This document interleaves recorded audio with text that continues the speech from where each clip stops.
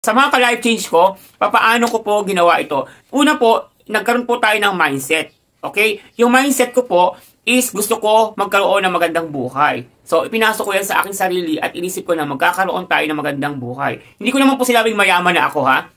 Sabi ko po, maganda ang buhay. Pag sinabi natin, medyo maganda ang buhay, maganda yung takbo ng career, maganda ang takbo ng family mo, maganda ang takbo ng tinatawag ng mga ginagawa mo sa buhay mo. Okay? Yun yung tinatawag ko na maganda at maganda rin ang relationship natin sa Lord. So, I mean, hindi man ako mayaman, pero sasabihin ko siguro na medyo maganda naman ang ating buhay because we are blessed.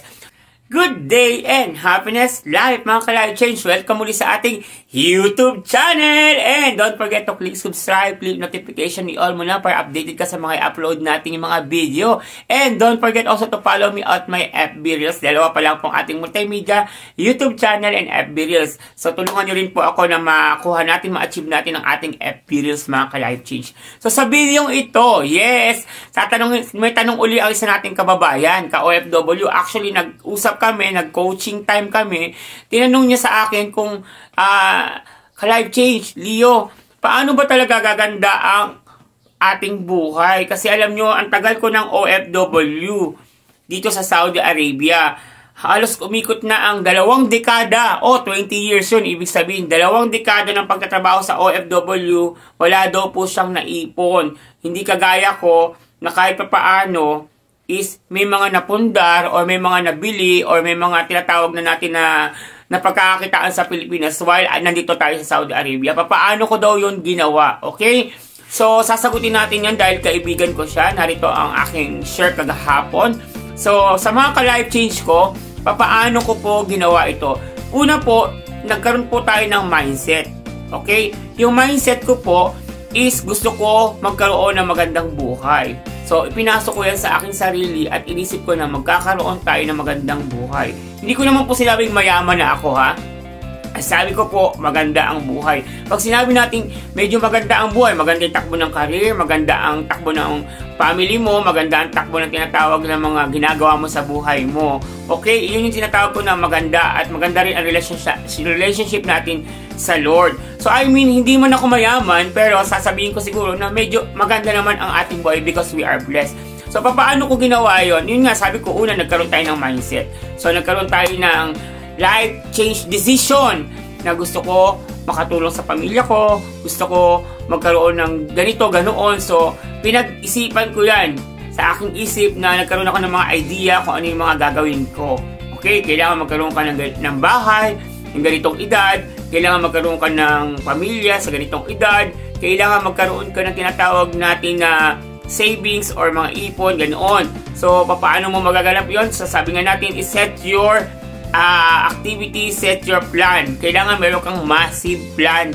Kailangan maabot mo yung strong determination plan mo. Okay? So, sa mga alang plano dyan sa buhay, kailangan magplano na kayo kasi napaka-importante na meron kayong ina-achieve na goal, ina-target na goal. Para pagdating ng araw, may hit mo yung goal na yan. Tapos, pag na-hit mo na yung goal, pupuso ka na again sa another goal. Pag na-hit mo na yung target mo, another plan uli para sa next target plan mo sa iyong buhay. So, napaka-importante na tayo mga ka-life change is mayroong plano sa buhay.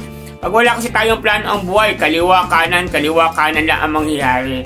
Walang focus kung ano yung gusto mo. Kailangan focus ka sa gusto mong mangyari sa buhay mo. Okay? So, paano? Lumalayo ba tayo? So, sasagutin natin, 20 years na siya nagtatrabaho kasi po, ang ginawa lang po ni Kabayan is magpadala sa Pilipinas.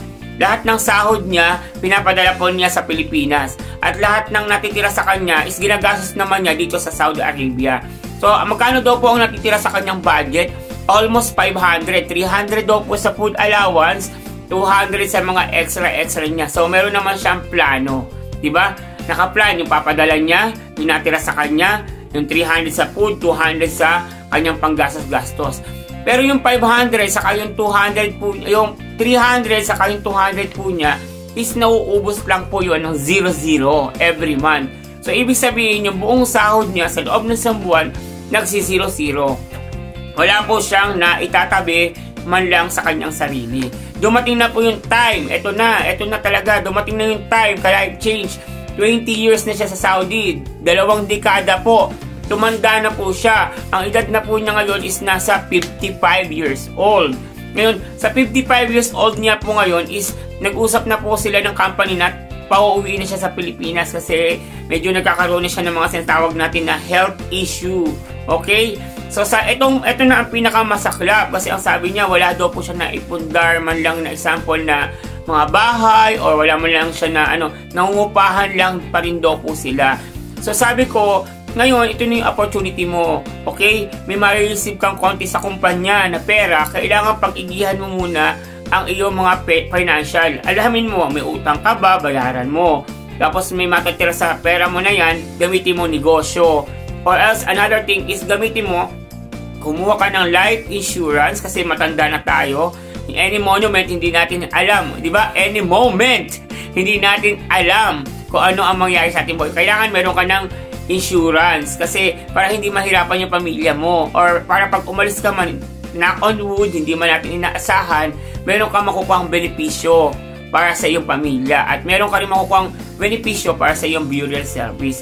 So doon ko inopen yung IMG. Ang sabi ko sa kanya, IMG meron siyang Fidelity at meron po siyang tinatawag na insurance na Manila Bankers na 100,000 plus 50,000 sa ating mga tinatawag sa Pilipinas po ang in-code. Pero kung OFW ka, magbabayad ka lang naman ng maliit, tapos magiging 600 ang benepisyo ng Manila Bankers mo. At take note, magkakaroon ka pa ng tinatawag natin na Fidelity na 50,000 cash aid.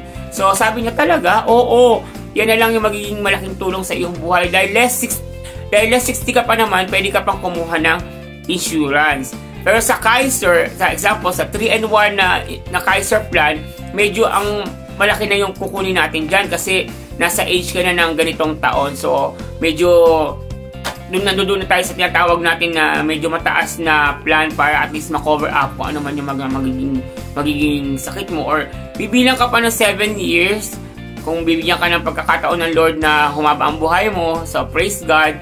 Kung hindi man, ipagpapatuloy naman ito para sa iyong pamilya. So, meron ka matitira pa, maiiwanan kang pamana sa iyong pamilya. Then, after sharing those things, bigla siyang napaiyak, bigla siyang napaluha dahil sabi niya, okay naman kahit papaano. So, sabi ko naman sa kanya po, hindi pa huli ang lahat. Still, you have your life. So, if you have your life, meron pang pag-asa para magbago or para makahabol sa buhay.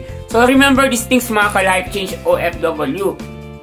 Kung ikaw ay nagtatrabaho ngayon sa ibang bansa, intindihin mo na lumilipas ang oras, lumilipas ang panahon, lumilipas ang lakas, pwede kang tanggalin ng company any moment. So, kung mangyari man yun, at least handa ka pag-uwi mo ng Pilipinas, okay? Kasi minsan, matanda na tayo, hindi na natin alam kung paano pa tayo papasok. So, ano lang gagawin mo? Retirement. Ang kailangan mo sa retirement mo, yung example, nasa bahay ka, or meron kang may bahay ka na pwede ka magtanim, mag-alaga ng hayop, okay yan. Eh, paano nga kung hindi ka nakapag-prepared? Yan ang masaklap, diba guys? So, napakalaking tulong or impact na magkakaroon talaga tayo ng financial literacy. So, IMG is offering that one para magkaroon ka ng financial literacy. So, hindi pa huli ang lahat guys para sa inyo. Meron pang opportunity. So, join my team as in IMG para lalo ka pang matuto at lalo pa nating ma-share, maibahagi sa iyo ang kagandahang idudulot ng IMG 3-in-1 Kaiser sa buhay mo. So, ano pang hinahantay nyo? PM and DM ka lang. And afterwards, saka pala, may plan na po siyang kumuha ng ating package sa ating IMG kasi po, nakita naman niya na maganda at maayos ang magiging resulta ng kanyang pamumuhay kung kukuha siya nito. To God be the glory and maraming salamat. God bless!